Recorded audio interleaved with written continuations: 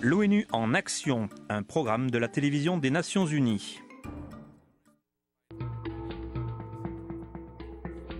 La violence contre les femmes et les filles peut arriver n'importe quand et n'importe où dans le monde, et qu'elle soit riche ou pauvre, aucune fille ou femme n'est complètement à l'abri de ce risque. C'est la situation dans laquelle se trouve Haïti aujourd'hui, où le simple fait d'aller faire des courses peut devenir une activité dangereuse pour les filles, même en plein jour. Lorsque je me suis approchée de la boulangerie, j'ai vu un homme assis qui me regardait d'une manière bizarre. Katiana a 13 ans, et l'homme l'a attrapée quand elle est passée devant lui. J'ai commencé à crier. Il a mis une main sur mon cou et l'autre sur ma bouche. Il m'a forcé au sol.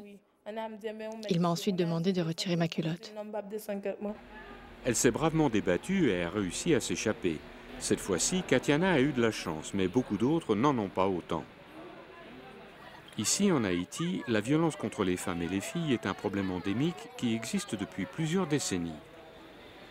Mais depuis que l'énorme séisme de janvier 2010 a décimé l'île en créant une tragédie et une dévastation d'une ampleur sans précédent, la violence contre les femmes et les filles n'a fait qu'empirer. Cathy Mangones de l'UNIFEM, le Fonds des Nations Unies pour la femme, en Haïti. Lorsqu'ils sont suivis d'interruptions de la vie communautaire, de déplacement de la population et de rupture de la sécurité, les désastres naturels créent une ambiance qui favorise la vulnérabilité des femmes et des filles en les exposant à toutes les formes de violence. L'UNIFEM offre son soutien aux organisations locales de femmes qui envoient des équipes dans les camps de personnes déplacées pour alerter les femmes des dangers croissants, pour augmenter le nombre de patrouilles de police qui les protègent et pour offrir des conseils légaux aux victimes. Mais malheureusement, le chaos qui suit les désastres n'est pas le seul facteur qui expose les femmes et les filles à l'augmentation du risque de la violence. Lamentablement, près des 3/4 des femmes et des filles du monde entier finiront par être battues, violées ou abusées durant le cours de leur vie. Et un grand nombre d'entre elles le seront par leur mari ou leur partenaire. Maria Amalia Reyes a été battue par son mari à plusieurs reprises pendant des années, souvent même devant ses enfants en bas âge. Il s'enivrait, me battait, mettait son pistolet dans ma bouche et me disait qu'il me tuerait et laisserait les éclaboussures de mon cerveau sur les murs si je me mettais à crier.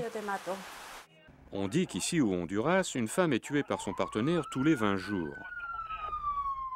Quel que soit l'endroit où ça se passe, et qu'elle soit sexuelle ou physique, la violence contre les femmes a un impact dévastateur dans tous les aspects de leur vie.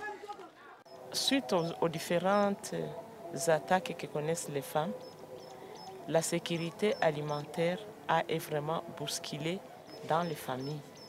Germaine Chiriguiri travaille avec une organisation qui aide les victimes du viol en République démocratique du Congo, où des centaines de milliers de femmes ont été agressées sexuellement durant les 10 années de guerre. Elles ne vont plus au champ, elles ne vont plus dans les marchés où elles avaient l'habitude de s'approvisionner.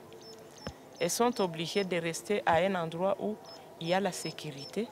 Pour cela, cet endroit non plus, il n'y a pas tout.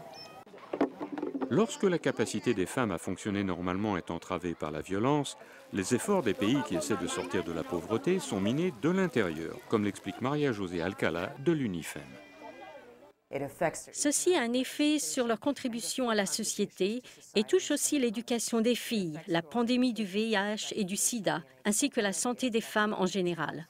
La vision des dirigeants politiques est vitale pour aider à lutter contre cette violence et les gouvernements doivent mettre fin à l'impunité dont jouissent les agresseurs.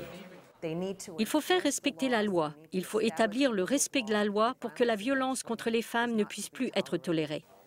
De plus, elle explique que les programmes éducatifs sont nécessaires pour aider à changer les attitudes. Ils ont besoin d'investir dans l'éducation des filles et des femmes, des garçons et des hommes de tous les âges, afin de comprendre que la violence contre les femmes ne peut absolument pas être tolérée. Et c'est quelque chose qui peut être accompli. Ce n'est qu'avec des efforts concertés de ce genre que les femmes et les filles pourront contribuer pleinement à l'amélioration de leur propre vie et de la vie de ceux et de celles qui les entourent.